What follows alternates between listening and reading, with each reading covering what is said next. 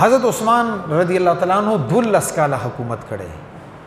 23 ہجری کې خلیفہ جوړ شو اور 35 ہجری کې شهید کړي شوی دی نه د 12 کاله حکومت جوړي وړومبه چې کوم شپږ کاله دی غا ډیر پر امن ډیر دور سره دیو تیر شو اخیری شپږ کالو کې ډیر زیات مشکلات پیدا شو تر دې پورې مورخینو لیکلي چې د حضرت عثمان رضی الله تعالی عنہ اول شپږ کاله د حضرت عمر رضی الله تعالی عنہ دور نه زیات خلک خوشاله یو خدا چې حضرت عمر رضی الله تعالی عنہ سخت مزاج دی غو چې چا غلط کارو کې گزاره به ور سره نه کوله لاس کې به 24 غنټه ور سره کوړه ور سره بغي به گزار کولو سزا به ور کوله خپل لاس نه چا به دا جرأت نشو کولای چې یا فتنی خبرو کې یا د فساد پیدا کی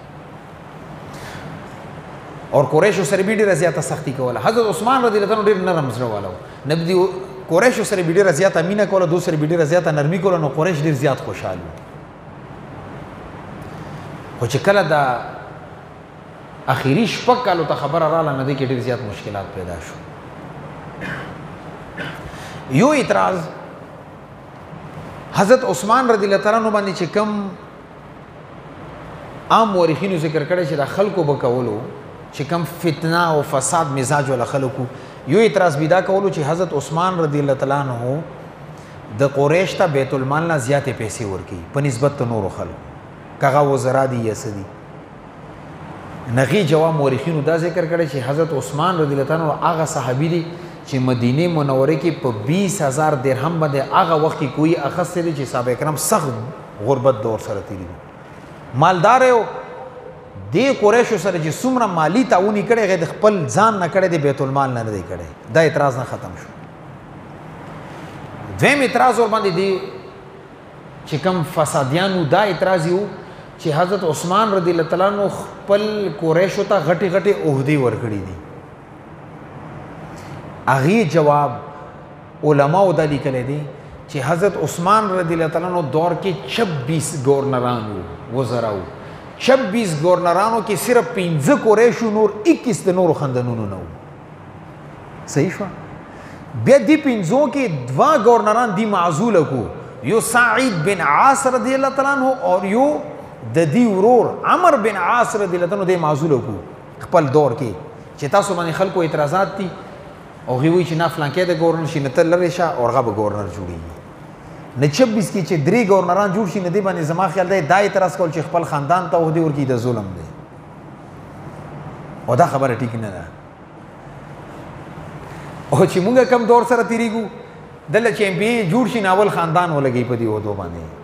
بیا خپل قبیله بیا خپل قوم نور وې بیړه کرکې چې زما قوم او زما قبیله زما خاندان سړي صحیح ده او پاکستان کې چې کوم وزیر اعظم جوړ شي غواړي چې زما زوی ما سره په غټه عہدې باندې او لوټ مار ځان د پناه کې خپل زوی د پران کوي صحیح ده صحابه کرام د دې مزاج خلک نه وو صحابه کرام مخې ته د الله رضامندي د په پهلا نمبر وو بیا عثمان رضی الله تعالی عنہ دور کې چې کومه فتنه پیدا شو چې نن د شیعت لپاره بنیاد ګرځیدلې دي چې هغه ته فتنه سبائیت ویل کېږي سین سره د دې بنیاد کې خدای د عبد الله بن سبا عبد الله بن سبا د یمن پتی کې دن کې او صنعا کې او دا و يهودي اسلام ته زیات نقصان يهوديانو رسولې دي یا د يهوديانو نسل رسولې دي نن هم تاسو ګورئ د يهوديانو نسل دی دوی چې تاسو تاریخي ګورئ د نسل به يهوديانو سره ملوي اور مسلمانانو ته چې کم ځای کې کم وخت کې ډېر نقصان رسیدلی يهوديانو رسولې دي پیغمبر صلی الله علیه وسلم چې کله مدینه منوره هجرت وکړو دلته مدینه منوره کې د يهوديانو 2 قبیلې وي یو بنو نذیر اور یو بنو قریظه پیغمبر صلی الله علیه وسلم دو سره معاهده وکړي چې تاسو مدینه منوره کې پتی کېږي زه هم پتی کېږم چې مدینه منوره باندې څوک اٹیک کوي حمله کوي مونږ به یو صف کې ودرېږو ګوره يهوديانو خو اګریمنټ ور سره کړی دی دی بنو قریظه دا کار وکړو چې حکم اګریمنټ شو دغه خلاف ورزي وکړه تر دې پورې چې د پیغمبر صلی الله علیه وسلم د قتل منسوبه جوړه کړه پیغمبر صلی الله علیه وسلم یو دیوار لاندې ناسو نه دا يهوديان بر لاړو چې دلته نه د غټ کانه دی مونږه پیغمبر صلی الله علیه وسلم دی ورزو دا شهید کو جبرئیل علیه السلام پیغمبر صلی الله علیه وسلم ترالو چې دغه ځای نه پاسه یهودیانو درته ایرادي ټیک نه دي نو مسلمانان خو په دې مزاج باندې پوه شو چې د بنو قریظه سره مونږ لیکل شو خدا خو هر ځای کې معاهده ماتي نه پیغمبر صلی الله علیه وسلم صحابه کرام دوی چې د مدینه منورې نه ختم کې سخته سزا ورکا دغه عملونه وسوسول ونی وسوسول کورون نه دغه کو ختم کړو چې کم بلیغ غي قتل کو واقعیا تاسو مخې ته دا ټول لاړو خیبر دا دلته نه جلی وطن کو دا چې هلته لاړو دوی هغه خپل خرخت ختم نشو دوی چې هلته لاړو نو بنو نذیر سره رابطه کیو چې تاسو دا کار وکي او دلته نه خطونه ولیکلو د مشرکین مکه سردارانو ته چې مونږه تاسو سره یو اور مدینه منوره کې زمونږه چې کم دویم قوم د قبیله د بنو نذیر غم الته کې تاسو مسلمانانو باندې حمله وکي مونږ تاسو سره د مسلمانان ختمو غزوه خندق د پر دا سبب ګرځیدلې دی الته نو مشرکین مکه سره د لشکر راغلو بنو نذیر سره دلته نه ملو شو بنو قریظه او خیبر نه ور سره ملو شو مسلمانانو باندې حمله وکړه الله رب العزت غزوه خندق کې مسلمانانو ته فتح نصیب کړ خو پیغمبر صلی الله علیه وسلم صحابه کرام دوی فرمایلو چې دا بنو قریظه خو موږ دلته ختم کړو خو د بنو نذیر ډېر فتنه ګر خلک دي دا دلته نه اخراج کول غواړي نه پیغمبر صلی الله علیه وسلم دغه تشکیل کو دغه ځینې خارج کو دی هم خیبر ته ولېږلو او خیبر کې هم پیغمبر صلی الله علیه وسلم دا اراده وا چې دا يهود به خیبر نه خر وباسو ځکه هلته کې بار احادیثو کې راغلي د صحیح مسلم روایت صحیح بخاری روایت اخرجوا اليهود من جزيره العرب او بعض روایتونو کې اخرجوا المشرکین من جزيره العرب چې د مشرکین او يهود به د جزيره عرب کې نه وي دا مطلب چې خیبر کې به هم نه وي دوی جن تاسو اوس چې کوم اسرائیل کې يهوديان دي هغه چې کله مسلمانانو خلاف جنگيږي غو یو چارت باندې لیکلي وي چې د خیبر واز د لاست چانس څه مطلب چې خیبر کې تاسو موږ سره څه کړي دي کغه اخیری مو کاوه آینده تاسو ته موږ موقع نه درکو چې تاسو د يهودانو خلاف وجنګيږي د دومره بیدار مغز خلک دي خپل تاریخ ورته پته ده یو زما مسلمان دي چې د هتی خو کې وده دي نه راتلو نه خبر دي نه تلو نه خبر دي دا چې کم چټونو به نکلی کنه چې د خیبر واس لاست چانس هغه مطلب دغه دی چې خیبر تاسو اخیری جنگ مو خلاف کړی دي موږ تم شکست را کړی انده پر خیبر وته موقع موږ تاسو ته نه درکو نه دا عبد الله بن سبا وو يهودي دی ټول د مدینه منوره کې بنو قریظه سره بنو نذیر سره چې سو شو به خیبر کې سو شو دا ټولي کتلیو ندی یو نوې روپ کې شام ته اول لاړو یمن ندی اول سفر شام ته کړه شام کې غوخ کې حضرت امیر معاویه رضی الله عنه خلیفہ وو گورنر وو دی الته کې خپل یو تبلیغي مرکز جوړ کو پرچاري شروع کو د مسلمانانو ذهن بيدا جوړولو چې کم نوی مسلمانان وي چې تاسو پته شته حضرت عثمان رضی الله عنه کم خلیفہ جوړ دي ظلم کړي اصل حق ته حضرت علی رضی الله عنه حق جوړیږي حضرت امیر معاویه رضی الله عنه ته پته ولګي چې دلته یو کس راغلی ډیر فتنهګر دی او سخت سزا ورکا ورته چې انده په دلته ولې خیر بدنوي دلته نه دا راغلو بصری ته بصری کې هغه وخت کې سعید بن عاص رضی الله عنه خلیفہ و گورنر و هغه زنه ډیر نرم و اور الته کې یو غټ بدمعاش حکیم بن جبله اغي سره دی لین جوړ کو تعلقي جوړ کو اکثر د باطلی فرقه چې کله یو ځای ته ځي کنه الته کې بدمعاش سره تعلق جوړي تاسو دا وګورئ غیر مقلدین او د نورې کمې ګډې وډې فتنې دي دا چې کم ځای ته ځي هلته کې اول بدمعاشانو مالدارو سره تعلق جوړي بیا غو سرکردګي کې دوی کار کوي دا دوی مزاج دی لکه څنګه معتزله چې رالو نو هارون رشید امین رشید ځان سره اعتماد کې واخستلو اور محمد بن عبد الوهاب د علي سعود ځان سره اعتماد کې خسونه ځکه الته غیر مقلدیت ډیر دی او چې کم حق وي حق غریبانو کې مهنت کی دا بادشاہانو ته ډېر باد کې رسیږي ندی حکیم بن جبل سره تعلق جوړ کو هغه ذهني جوړ کو چې دا کم عثمان رضی الله عنه خلیفہ جوړ دی دا په غلطي طریقې جوړ دی او دی ظلم کړی دی او حضرت علی رضی الله عنه حق ډیرو نه سعید بن عاص رضی الله عنه ته خبره وکړه چې ته خو دغه ځای گورنر خو دلته یو سړی راغلی ډیر پر اصرار تور باندې خلکو کې دعوت چلی او فتنه د پیدا کړي سعید بن عاص رضی الله عنه درو وختلو د عبد الله بن سبا ورته ته کم ځای نه راغلی و یمن نو دلته څه کوي وی چې زه خو ډېر خپل تا ته پته ده زه مخکې یهودي وم اسلام نه متاثره شوم اسلام کې داخل شوم زه خو اوس مسلمان یم اور ما د اسلام سره ډېره مینه ده اور حقیقت کې و یهودي خلیباس دي مسلمان چولی نه دین دې ډېر نقصان ځکه رسولی دی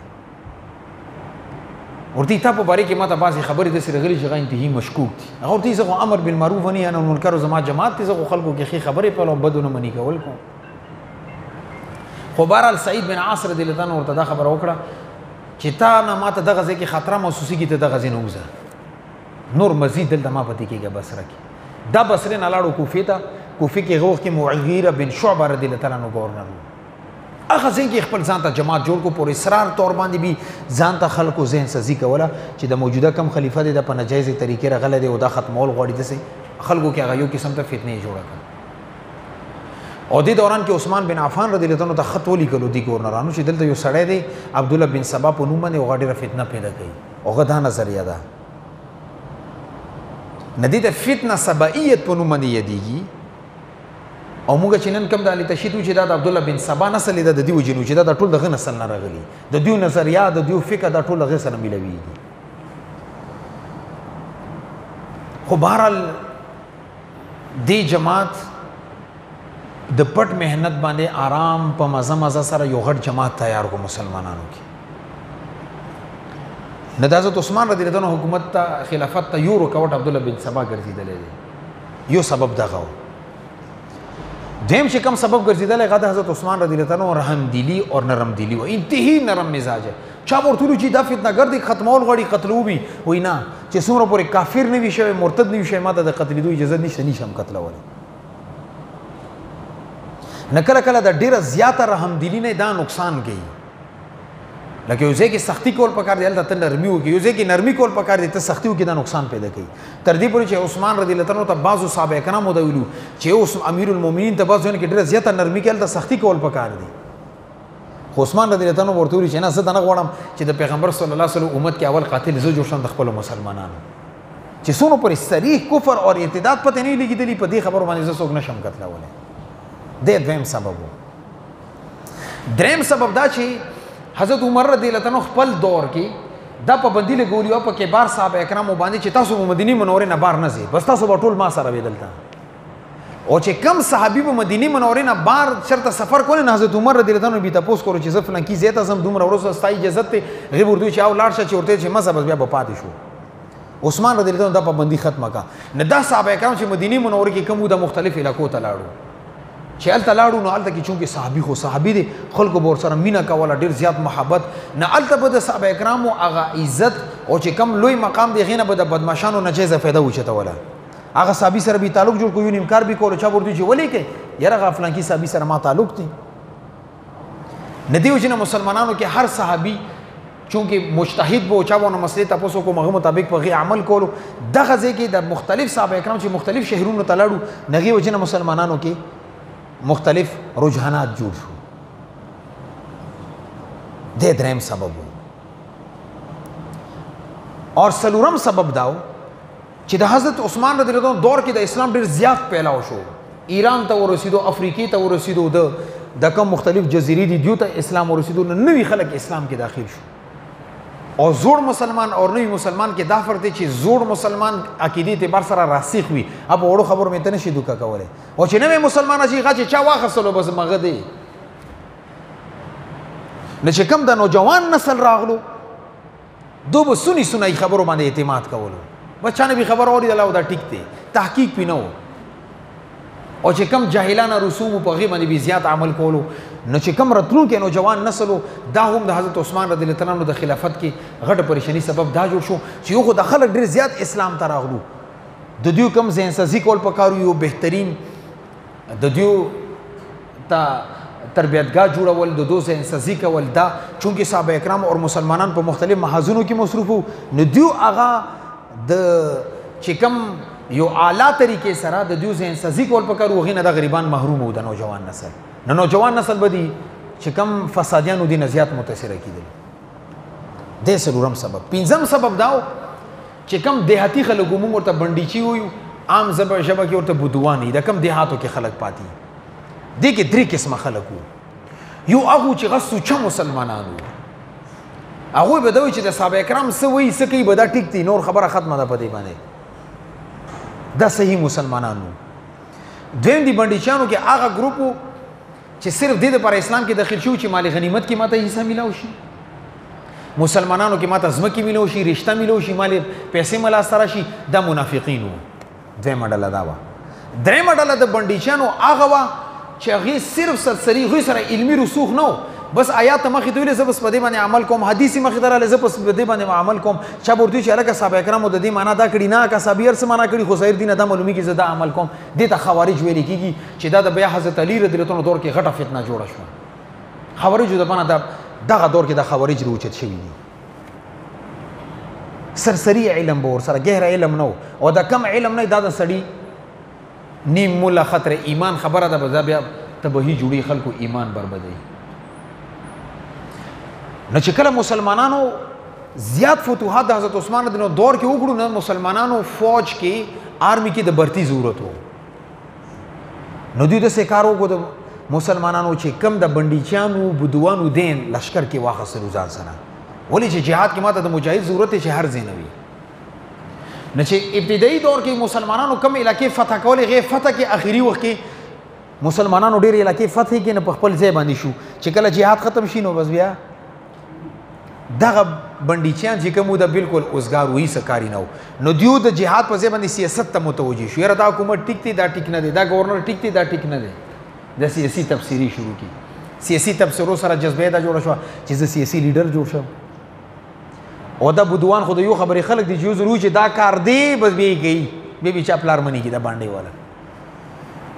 نه دغه چې د کم مسلمانانو لشکر ته د بندیچیان د بدوان راولو که نه دا ډېره غټه پریشاني جوړه شوه دا عبدالله بن سبا لشکر کې ډېر اسانتیا سره شامل شو عبدالله بن سبا د دې ذهنسازي ډېر اسانتیا سره وکړه خو بهرحال دا پنځه شپږ اسباب داسې وو چې دا د حضرت عثمان رضی الله عنه حکومت کې آخري شپږو کالو کې یو غټ چیلنج حضرت عثمان رضی الله عنه ته وګرځېدو دغه یو مخالفت جوړ شوی دی د حضرت عثمان رضی الله عنه د خلافت دپاره دغه اسباب وو چې د هغې خلافت کې دا غټه پریشاني وه